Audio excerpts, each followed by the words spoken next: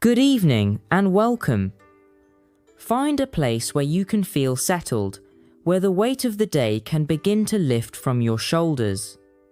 Allow your breathing to slow and your thoughts to soften. Tonight, we are not here to rush. We are here to drift, to journey back through time into a story.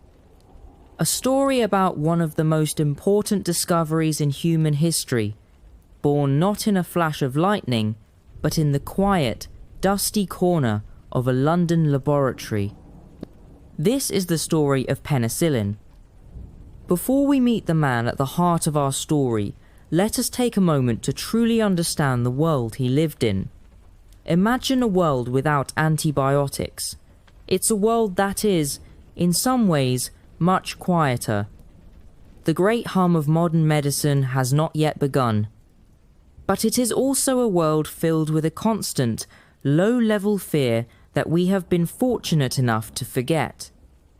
It was a world where a child's scraped knee from a fall in the garden was not just a minor injury, but a potential source of deadly sepsis. It was a world where new mothers often succumbed to childbed fever, a bacterial infection that we now treat with a simple course of pills. It was a world where a nick from a razor while shaving, an infected tooth, or a bout of pneumonia were all gambles with life and death. The hospitals were clean, the surgeons were skilled, but they were all fighting an invisible enemy with one hand tied behind their backs. They had antiseptics, chemicals like carbolic acid, but these were often a double-edged sword, burning and destroying human tissue just as they fought the germs. The world was waiting for a miracle, but miracles rarely arrive on command. They often appear in disguise, as accidents, as mistakes, as simple, everyday oddities. And they require a special kind of person to notice them. Not necessarily the most brilliant or the most famous, but someone with a prepared mind. Someone who has the patience to look, the curiosity to wonder, and the wisdom to understand what they are seeing. Our story begins with such a person. A humble bacteriologist, a man of few words, whose quiet observations in the aftermath of one of the world's greatest tragedies would set the stage for its greatest medical triumph. His name was Alexander Fleming. Part 1. The Man Before the Discovery. To understand the discovery, we must first understand the man. Alexander Fleming was born on the 6th of August, 1881, at Lockfield Farm, near the small town of Darvel in Ayrshire, Scotland. This was not a gentle, rolling countryside. It was a rugged, windswept landscape of moors and hills, a place that demanded patience and resilience. As a boy, Alex spent his days roaming these moors, learning the intricate lessons of nature, not from books, but from direct observation. He learned the names of plants, the habits of animals, the subtle shifts in the wind and weather. He learned to be a quiet watcher, a skill that is essential for a farmer, and, as it would turn out, for a scientist. This upbringing forged in him a deep-seated patience and a meticulous eye for detail. He was not a man given to grand theories or loud pronouncements. He was a man who looked, and looked again, who saw the small things that others missed. The world of the farm, with its cycles of growth and decay, life and death, was his first laboratory. Our story begins with such a person. A humble bacteriologist, a man of few words, whose quiet observations in the aftermath of one of the world's greatest tragedies would set the stage for its greatest medical triumph. His name was Alexander Fleming. Part 1. The Man Before the Discovery. To understand the discovery, we must first understand the man. Alexander Fleming was born on the 6th of August, 1881 at Lockfield Farm, near the small town of Darvel in Ayrshire, Scotland. This was not a gentle, rolling countryside. It was a rugged, windswept landscape of moors and hills, a place that demanded patience and resilience. As a boy, Alex spent his days roaming these moors, learning the intricate lessons of nature not from books, but from direct observation. He learned the names of plants, the habits of animals, the subtle shifts in the wind and weather. He learned to be a quiet watcher, a skill that is essential for a farmer, and, as it would turn out, for a scientist. This upbringing forged in him a deep-seated patience and a meticulous eye for detail. He was not a man given to grand theories or loud pronouncements. He was a man who looked, and looked again, who saw the small things that others missed. The world of the farm, with its cycles of growth and decay, life and death, was his first laboratory. When he was a teenager, he moved to London to live with his older brother, a physician. The transition from the wild, open spaces of Scotland to the crowded, smog-filled streets of the world's largest city must have been jarring. He enrolled in medical school at St. Mary's Hospital in Paddington. His initial ambition was to become a surgeon. He was skilled with his hands, precise and methodical. But fate, in the form of a hobby, intervened. Fleming was an enthusiastic member of the St. Mary's Rifle Club. In 1906, as he was about to finish his studies and begin a career in surgery, the captain of the Rifle Club, a man named Freeman, was determined to keep the talented shooter on their team. Freeman suggested that Fleming join the research department at St. Mary's, which was led by the legendary Sir Almroth Wright. Wright was one of the giants of immunology at the time, a pioneer in vaccine therapy. He was a formidable, brilliant, and often difficult man, and his laboratory, known as the Inoculation Department, was one of the most respected research centres in the world. And so, to keep his place on the rifle team, Fleming set aside his plans for surgery and entered the world of bacteriology. Then, in 1914, the world changed. The Great War began.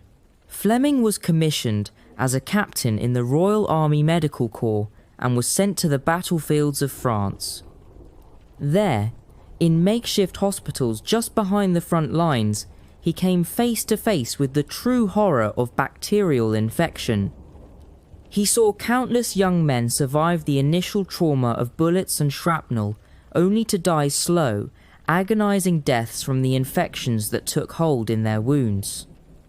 The soil of the French farmland, churned up by artillery, was filled with tetanus and gas gangrene spores. Fleming and his mentor, Sir Almroth Wright, set up a laboratory in a converted casino in Boulogne. Day after day, Fleming studied the infected wounds. He saw how the standard treatments of the day, powerful antiseptics, were failing catastrophically. He demonstrated through careful experiments that these chemicals, like carbolic acid and hydrogen peroxide, were excellent at killing bacteria on a surface, but in a deep, complex wound, they were useless. Worse, they killed the soldier's own natural defences, the white blood cells, or leukocytes, that were desperately trying to fight the infection. The antiseptics, he realised, were often doing more harm than the bacteria. This experience left a permanent mark on Fleming. He returned to London after the war, haunted by the memory of so many preventable deaths. The search for a magic bullet, a substance that could kill invading bacteria without harming the body's own cells, became the quiet, guiding purpose of his research. His first breakthrough came in 1922, and it too was an accident.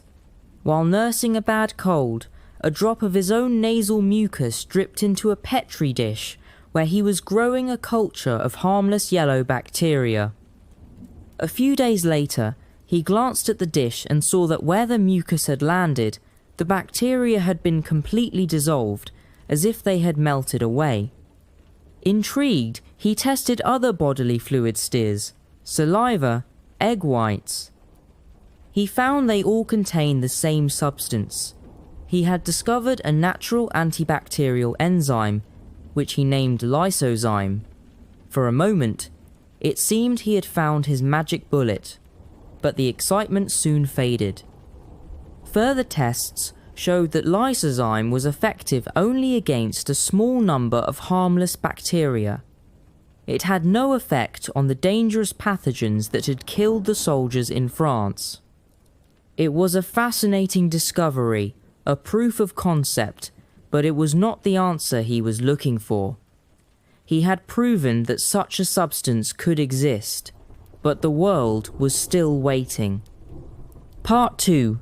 The Discovery. And so we arrive at the summer of 1928.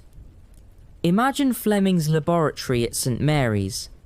It was on the second floor, a small cramped room with a window overlooking Praed Street. It was not a tidy place. By modern standards, it was a chaotic jumble of glassware, burners, and notebooks. Fleming was famously untidy, known for leaving petri dishes stacked on his bench for weeks at a time, often just to see what might happen. It was a habit that drove his more fastidious colleagues crazy, but it was this very habit that would change the world. In August, Fleming, his wife Sarah, and their young son Robert went on their annual holiday. Before leaving, as he often did, he left a pile of petri dishes on a corner of his bench. These dishes contained cultures of Staphylococcus, the very bacteria responsible for boils and deadly abscesses. He left them there, perhaps to be dealt with upon his return, and went off to the countryside. That summer in London was unusually cool. This is a crucial, often overlooked detail in the story. The cool weather allowed a stray spore of mould to land and begin growing on one of the dishes before the Staphylococcus bacteria had a chance to overwhelm it. Where did this spore come from? No one knows for sure, but it's believed it may have drifted up from a mycology laboratory on the floor below, where various moulds and fungi were being studied. A chance spore, a cool summer, an open window, and a messy scientist. The stage was set. Fleming returned to his lab on Monday, the 3rd of September. Tanned and rested, he was met by a former colleague who had dropped by for a visit. As they chatted, Fleming began to sort through the pile of old petri dishes, apologizing for the mess.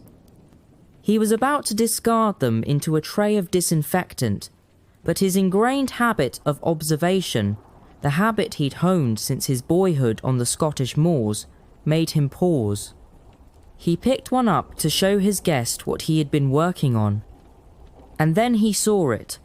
"That's funny," he murmured, his voice a mix of curiosity and understatement. Let us slow down and picture this moment. He holds the small glass dish up to the light from the window. Most of the dish is covered with a creamy, opaque film of Staphylococcus colonies. But in one corner, a fuzzy blue-green patch of mould is growing. And all around this patch of mould is a perfectly clear, transparent circle, a halo. In that circle, the bacteria had vanished. They had been lysed, meaning they had been burst open and destroyed. Anyone else would have thrown it away. Anyone else would have cursed the contamination for ruining an experiment. But Fleming was not anyone else. His mind was prepared. He immediately recognized the significance of what he was seeing. This was not like the action of lysozyme, which was gentle. This was something powerful, something that had annihilated one of the most common and dangerous bacteria. In that clear halo, he saw the ghost of his magic bullet. He carefully took a sample of the mold with a wire loop and began to cultivate it. He identified it as a member of the Penecillin genus. He then began the painstaking work of testing its properties. He grew the mold in a liquid broth and then filtered the mold out, leaving a yellowish liquid he called mold juice. He then introduced this juice to a whole host of different bacteria. The results were astonishing. The juice was incredibly potent against the bacteria that cause scarlet fever, pneumonia, meningitis, diphtheria, and gonorrhea. But crucially, it had no effect on the bacteria that cause diseases like typhoid or cholera. This selectivity was a vital clue. And most importantly, when he mixed the juice with living human white blood cells, the cells remained perfectly healthy and active. It was lethal to microbes, but harmless to man. He had found it. He named the active substance penicillin. In 1929, he published his findings in the British Journal of Experimental Pathology.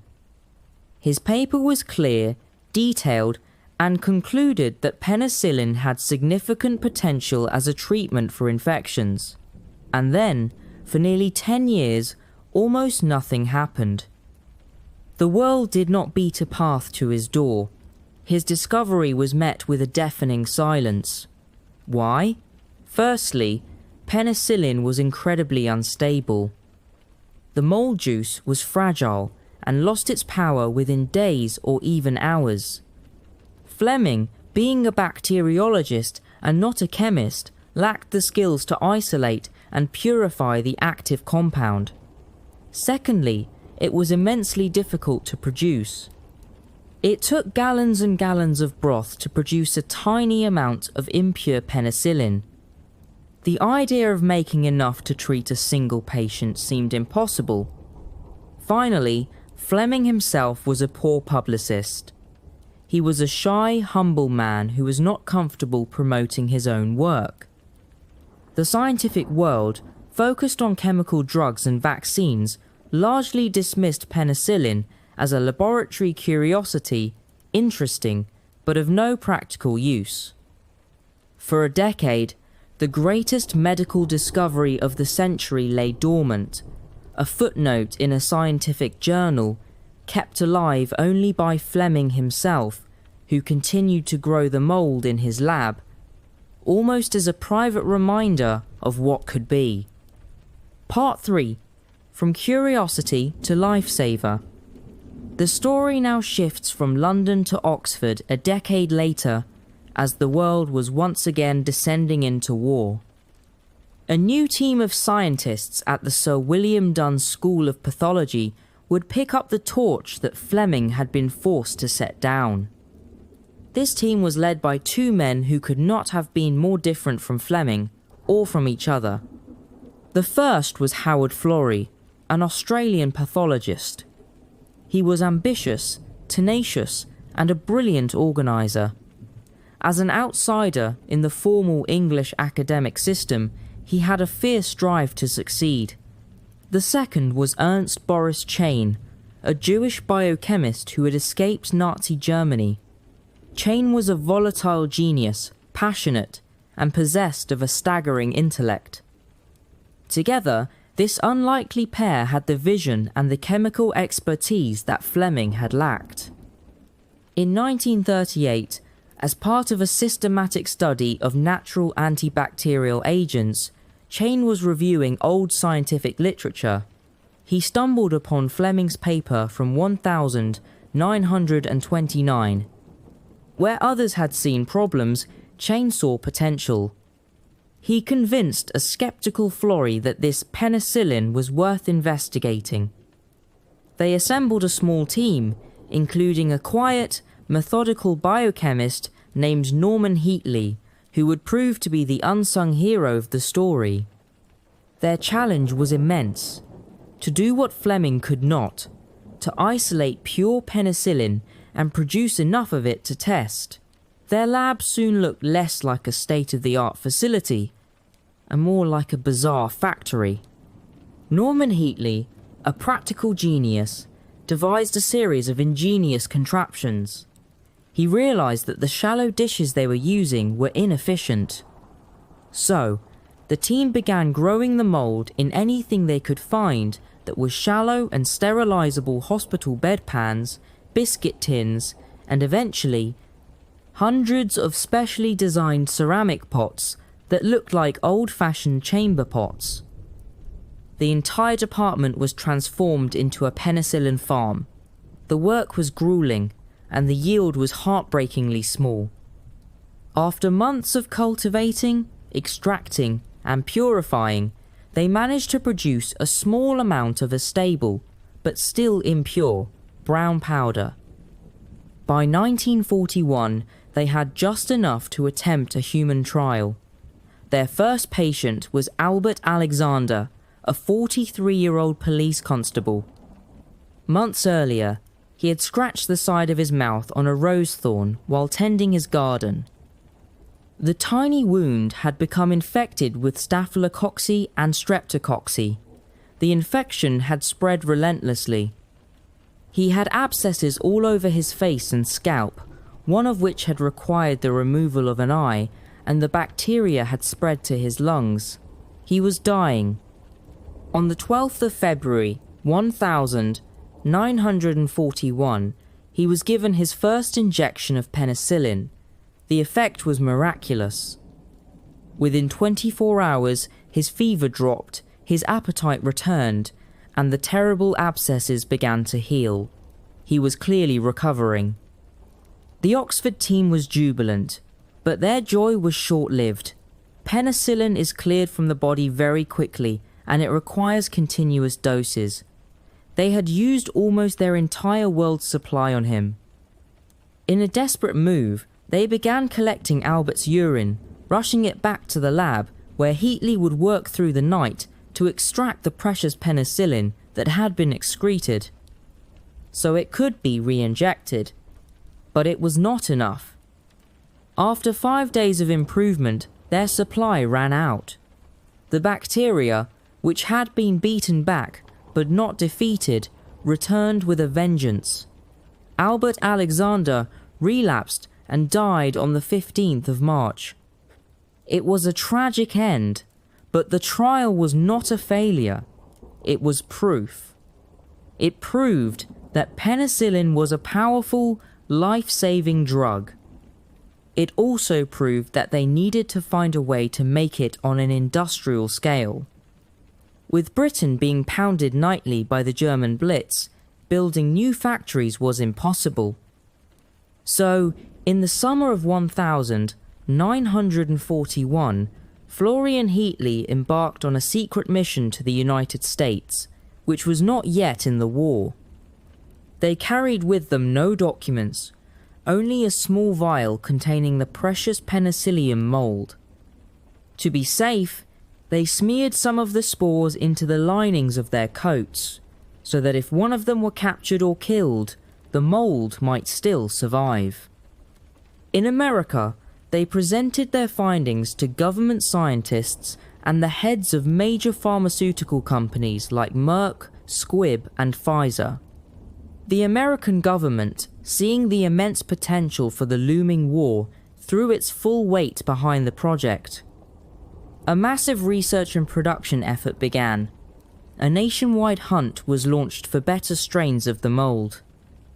The most famous success came from a lab assistant nicknamed Moldy Mary, whose job was to scour local markets for moldy food.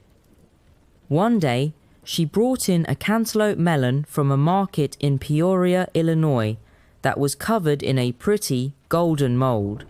This strain of penicillium proved to be a super producer, yielding hundreds of times more penicillin than Fleming's original culture. Combined with a new technique called deep tank fermentation, developed by American engineers, production moved from bedpans to gigantic brewery-style vats. the era of industrial antibiotic production had begun. Part 4. The Impact and Legacy. By the time Allied forces landed on the beaches of Normandy on day, the 6th of June, 1944, there was enough penicillin to treat every single wounded soldier. The impact was revolutionary. For the first time in the history of warfare, more soldiers were dying from combat wounds than from the infections that followed. Amputation, once the primary response to a badly infected limb, became a last resort. The drug that began as a chance observation in a cluttered lab was now a decisive weapon of war, saving countless thousands of lives. After the war, penicillin became available to the civilian population, and it fundamentally reshaped our society. The diseases that had haunted generations were suddenly tamed. Pneumonia, scarlet fever, syphilis, rheumatic fever, diphtheria were now treatable. Infant and maternal mortality rates plummeted. Life expectancy soared. It made modern surgery possible. Complex operations, like open heart surgery, organ transplants, and cancer chemotherapy, which leave patients incredibly vulnerable to infection, would be all but impossible without the safety net of antibiotics. It spurred the baby boom. It changed our very psychology, transforming the deep-seated fear of common infections into a manageable inconvenience. In 1945, the Nobel Prize in Physiology or Medicine was awarded to the three men whose work had bookended the discovery: Alexander Fleming, Howard Florey, and Ernst Boris Chain. The world's press, loving a simple story, crowned Fleming the sole genius inventor, often overlooking the vital, back-breaking work of the Oxford team who had turned his discovery into a usable drug. This created some tension between the men, but Fleming, ever humble, always tried to set the record straight. In his Nobel lecture, he famously concluded with the words, "I did not invent penicillin, nature did. I only discovered it by accident." The story of penicillin is not just the story of a single man. It is a story of a chain of events, a perfect storm of luck, curiosity, and immense effort. It required Fleming's prepared mind to see the potential in a contaminated dish. It required a decade of patience. It required the fierce ambition of Florey and Chain to resurrect a forgotten idea. It required the practical genius of Norman Heatley to make it a reality. And it required the industrial might of a nation to deliver it to the world. And now, as you let the last of your thoughts drift away, as you settle into the quiet of the night, hold on to the weight of this story. It's a reminder that progress is not always linear, that discovery is not always planned, and that sometimes the most profound changes in our world begin with a simple, quiet observation. A moment of noticing something funny in a world full of noise. A moment that gave us all one of the most precious gifts imaginable, the chance to heal.